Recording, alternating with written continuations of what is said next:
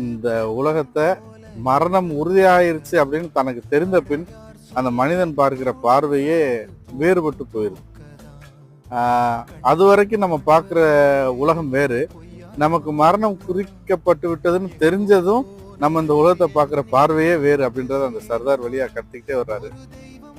ஒரு வார காலம் மட்டுமே தங்கியிருந்து தன் அம்மாவிற்கு அம்மாவை கற்பமாக்கிட்டு போனா அந்த வெள்ளைக்காரனுக்கா அப்பாவுக்காக காத்திருக்கிற அந்த பையன் இருக்கானே, படிப்பறிவு இல்லாத அந்த படகோட்டி பையன், அவன் வழியா இந்த உலகத்தை பார்க்கிறதும் அவனுடைய காத்திருப்பும் நமக்கு சொல்லும் செய்திகள் ஏராளம்.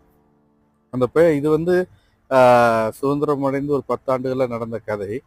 அந்த காலம் அணாக்கல்ல பொருட்கள் வாங்கிய காலம். தந்தி வந்து முக்கியமான ஒரு தகவல் ஊடகமா இருந்தது.